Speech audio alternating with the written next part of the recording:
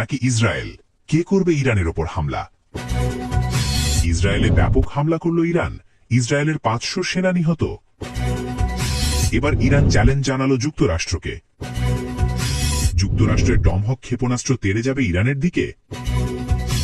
আসছে যুক্তরাষ্ট্রের বিমানবাহী রণতরী, প্রস্তুত ইরানও। এতক্ষণ শুনছিলেন সংবাদ শিরোনাম, এবার বিস্তারিত। বর্তমান সময়ে মধ্যপ্রাচ্যের ভূ রাজনীতি যে পর্যায়ে গিয়ে পৌঁছেছে তাতে সারা বিশ্বের নজর এখন একটিই প্রশ্নের দিকে, যুক্তরাষ্ট্র নাকি ইসরায়েল, কে শেষ পর্যন্ত ইরানের ওপর বড় ধরনের সামরিক পদক্ষেপ নিতে যাচ্ছে। বিষয়টি নিয়ে আন্তর্জাতিক বিশ্লেষকদের মধ্যে মতভেদ থাকলেও এটা স্পষ্ট যে গত কয়েক সপ্তাহে পরিস্থিতির ব্যাপক পরিবর্তন ঘটেছে এবং এই পরিস্থিতির পেছনে দুই দেশের আলাদা আলাদা রণকৌশল কাজ করছে, যা সাধারণ দর্শকদের ভাবিয়ে তুলেছে। ইসরায়েল মনে করে ইরান তাদের অস্তিত্বের জন্য বড় হুমকি, বিশেষ করে ইরানের পারমাণবিক সক্ষমতা এবং আঞ্চলিক প্রভাব বৃদ্ধির ফলে তেল আবিব এখন চরম উদ্বেগের মধ্যে রয়েছে। অন্যদিকে যুক্তরাষ্ট্র বিষয়টিকে দেখছে বৈশ্বিক স্থিতিশীলতা এবং জ্বালানি তেলের বাজারের নিরাপত্তার দৃষ্টিকোণ থেকে, কারণ লোহিত সাগর বা পারস্য উপসাগরে কোনো সংঘাত শুরু হলে তার প্রভাব পড়বে সারা বিশ্বের অর্থনীতিতে। তবে পর্দার আড়ালে ইসরায়েল বারবার ওয়াশিংটনকে চাপ দিচ্ছে ইরানের গুরুত্বপূর্ণ স্থাপনাগুলোতে সরাসরি আঘাত হানার জন্য। যদিও হোয়াইট হাউস এখন পর্যন্ত বড় কোনো সরাসরি যুদ্ধে জড়ানোর ব্যাপারে কিছুটা সতর্ক অবস্থান নিয়েছে এবং তারা চাচ্ছে কূটনৈতিকভাবে বা সীমিত আকারে প্রক্সি লড়াইয়ের মাধ্যমে ইরানকে নিয়ন্ত্রণে রাখতে। এই দোটানার মধ্যেই সামরিক বিশ্লেষকরা বলছেন যে ইসরায়েল হয়তো যুক্তরাষ্ট্রের গ্রিন সিগন্যালের অপেক্ষা না করেই এককভাবে কোনো অপারেশন চালিয়ে ফেলতে পারে, যা পুরো অঞ্চলকে এক মহাযুদ্ধের দিকে ঠেলে দিতে পারে। বন্ধুরা, আপনাদের কি মনে হয়, যুক্তরাষ্ট্র কি ইসরায়েলকে সরাসরি যুদ্ধে সমর্থন দেবে, নাকি তারা পর্দার আড়ালে থেকে কেবল গোয়েন্দা তথ্য দিয়ে সাহায্য করবে? আপনাদের মতামত অবশ্যই আমাদের কমেন্ট বক্সে লিখে জানাবেন এবং এই ধরনের গুরুত্বপূর্ণ আপডেট নিয়মিত পেতে আমাদের চ্যানেলটি সাবস্ক্রাইব করে বেল আইকনটি চেপে রাখুন। ইসরায়েলে ইরানের সাম্প্রতিক হামলা এবং সেখানে 500 জন সেনা নিহত হওয়ার যে সংবাদটি চারদিকে ছড়িয়ে পড়েছে তা নিয়ে আন্তর্জাতিক অঙ্গনে এক ধরনের চাঞ্চল্য তৈরি হয়েছে এবং এই ঘটনাটি যদি সত্যি হয় তবে তা হবে সাম্প্রতিক সময়ের সবচেয়ে বড় সামরিক বিপর্যয়গুলোর একটি। যদিও বিভিন্ন অসমর্থিত সূত্র এবং সামাজিক যোগাযোগ মাধ্যমে এই হতাহতের সংখ্যাটি দাবি করা হচ্ছে, তবে সামরিক বিশ্লেষকরা এই তথ্যটি যাচাই বাছাই করছেন এবং তারা বলছেন যে ইসরায়েলের মতো একটি শক্তিশালী প্রতিরক্ষা ব্যবস্থা সম্পন্ন দেশে এত বিপুল সংখ্যক সেনা নিহতের ঘটনা ঘটলে তার সামরিক ও রাজনৈতিক প্রতিক্রিয়া হবে অত্যন্ত ভয়াবহ। ইরান দাবি করছে যে তারা তাদের অত্যাধুনিক ব্যালিস্টিক এবং হাইপারসনিক ক্ষেপণাস্ত্র ব্যবহার করে ইসরায়েলের নির্দিষ্ট কিছু সামরিক ঘাঁটিতে নিখুঁতভাবে আঘাত এনেছে, যেখানে বড় ধরনের সমাবেশ ছিল। কিন্তু ইসরায়েল পক্ষ থেকে ক্ষয়ক্ষতির পরিমাণ সবসময়ই অনেকটা গোপনীয় রাখা হয়, যাতে সাধারণ জনগণের মধ্যে আতঙ্ক ছড়িয়ে না পড়ে এবং সেনাবাহিনীর মনোবল অটুট থাকে। তবে উপগ্রহের ছবি এবং বিভিন্ন গোয়েন্দা তথ্য থেকে এটা স্পষ্ট যে ইরানের ছোড়া অনেকগুলো মিসাইল ইসরায়েলের আকাশ প্রতিরক্ষা ব্যবস্থা আয়রন ডোমকে ফাঁকি দিয়ে ভূমিতে আঘাত করতে সক্ষম হয়েছে। এই হামলার ফলে যে প্রাণহানি বা ক্ষয়ক্ষতির কথা বলা হচ্ছে তা যদি বাস্তব হয় তবে ইসরায়েলের পরবর্তী পদক্ষেপ হবে অত্যন্ত কঠোর এবং তারা হয়তো সরাসরি ইরানের মূল ভূখণ্ডে পাল্টা আঘাত হানার প্রস্তুতি নেবে, যা আগে কখনো দেখা যায়নি। দর্শক, যুদ্ধের এই ভয়াবহ খবরগুলো আমাদের সত্যিই বিচলিত করে তোলে, কারণ দিন শেষে সাধারণ মানুষই সবচেয়ে বেশি ক্ষতিগ্রস্ত হয়। তাই আমাদের সবার কাম্য হওয়া উচিত শান্তি। তবে বর্তমান পরিস্থিতিতে আপনারা এই ঘটনার সত্যতা নিয়ে কি ভাবছেন? আপনাদের কাছে কি এমন কোনো বিশ্বস্ত সূত্র আছে? ইরান এখন সরাসরি যুক্তরাষ্ট্রকে যে চ্যালেঞ্জ ছুড়ে দিয়েছে তা বিশ্ব রাজনীতিতে এক নতুন মাত্রা যোগ করেছে এবং তেহরানের পক্ষ থেকে স্পষ্ট জানিয়ে দেওয়া হয়েছে যে আরা আর আগের মতো কেবল রক্ষণাত্মক অবস্থানে থাকবে না।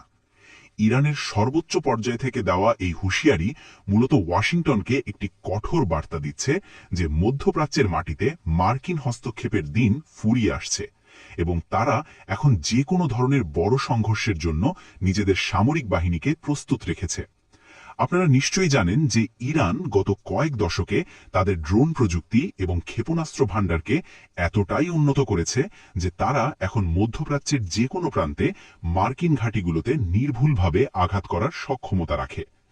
তেহরানের এই আত্মবিশ্বাসের পেছনে কেবল তাদের নিজেদের সামরিক শক্তি নয়, বরং বৈশ্বিক রাজনীতিতে চীন এবং রাশিয়ার সাথে তাদের ক্রমবর্ধমান ঘনিষ্ঠতাও একটি বড় ভূমিকা পালন করছে বলে মনে করা হয়। যুক্তরাষ্ট্র যখন ইরানের উপর অর্থনৈতিক অবরোধ কঠোরতর করছে, ইরান তখন তার জ্বালানি সম্পদ এবং কৌশলগত অবস্থানকে ব্যবহার করে ওয়াশিংটনের আধিপত্যকে চ্যালেঞ্জ জানাচ্ছে। এই চ্যালেঞ্জের ফলে পারস্য উপসাগরীয় অঞ্চলে মার্কিন নৌবাহিনীর চলাচলেও এক ধরনের অস্থিরতা তৈরি হয়েছে, কারণ ইরানের রেভলিউশনারি গার্ড বাহিনী প্রতিনিয়ত সেখানে মহড়া দিচ্ছে এবং যে কোনো অনুপ্রবেশের বিরুদ্ধে কঠোর ব্যবস্থা নেওয়ার হুমকি দিচ্ছে। এই উত্তপ্ত পরিস্থিতিতে বিশ্ববাসী এখন রুদ্ধশ্বাসে তাকিয়ে আছে যে জো বাইডেন প্রশাসন ইরানের এই সরাসরি চ্যালেঞ্জের মুখে কী ধরনের নীতি গ্রহণ করে। তারা কি সংঘাতের পথ বেছে নেবে, নাকি আলোচনার টেবিলে ফেরার চেষ্টা করবে? বন্ধুরা, আপনাদের মূল্যবান মতামত আমাদের কাছে অত্যন্ত গুরুত্বপূর্ণ। তাই ইরানের এই সাহসী অবস্থা, যুক্তরাষ্ট্রের শক্তিশালী টমাহক ক্ষেপণাস্ত্র কি সত্যি এবার ইরানের দিকে ধেয়ে যাবে? এই প্রশ্নটি এখন সামরিক বিশ্লেষক থেকে শুরু করে সাধারণ মানুষের মনেও ঘুরপাক খাচ্ছে। কারণ পেন্টাগন থেকে পাওয়া কিছু ইঙ্গিত এবং ভূমধ্যসাগরে মার্কিন রণতরীর অবস্থান এমন এক ইঙ্গিত দিচ্ছে যা বড় ধরনের কোনো অভিযানের পূর্বাভাস হতে পারে। টমাহক হচ্ছে এমন এক ধরনের ক্রুজ মিসাইল যা কয়েক হাজার কিলোমিটার দূর থেকে অত্যন্ত নির্ভুলভাবে লক্ষ্যবস্তুতে আঘাত হানতে পারে, এবং এটি শত্রুর রাডার ব্যবস্থাকে ফাঁকি দিয়ে খুব নিচ দিয়ে উড়ে যাওয়ার ক্ষমতা রাখে, যা ইরানের আকাশ প্রতিরক্ষা ব্যবস্থার জন্য একটি বড় চ্যালেঞ্জ হবে। অতীতে আমরা দেখেছি যুক্তরাষ্ট্র যখনই কোনো দেশে বড় ধরনের সামরিক অভিযান পরিচালনা করেছে, তারা শুরুতেই টমাহক ক্ষেপণাস্ত্র দিয়ে সেই দেশের কমান্ড সেন্টার এবং বিমান প্রতিরক্ষা ব্যবস্থা গুঁড়িয়ে দিয়েছে। ইরানের পারমাণবিক কেন্দ্রগুলো যদি টমাহক মিসাইলের লক্ষ্যবস্তু হয়, তবে তা কেবল ইরানের জন্য নয়, বরং পুরো বিশ্বের পরিবেশ ও নিরাপত্তার জন্য এক বিশাল ঝুঁকি তৈরি করবে। তবে ইরানও কিন্তু বসে নেই। তারা তাদের S-336 এবং নিজস্ব প্রযুক্তির বাভার 373 প্রতিরক্ষা ব্যবস্থা দিয়ে এই ধরনের আক্রমণ প্রতিহত করার দাবি করছে, যা পুরো বিষয়টিকে আরও রোমাঞ্চকর এবং অনিশ্চিত করে তুলেছে। যুদ্ধের এই যে দামামা বাজছে, এর পেছনে কি শুধুই পেশি শক্তি প্রদর্শন, নাকি সত্যিই কোনো বড় ধ্বংসযজ্ঞের শুরু, তা সময়ই বলে দেবে। দর্শক, বিজ্ঞানের এই মরণঘাতী অস্ত্রগুলো যখন মানুষের জীবন নিতে ব্যবহৃত হয়, তখন তা আমাদের সভ্যতার জন্য একটি লজ্জাজনক বিষয় হয়ে দাঁড়ায়।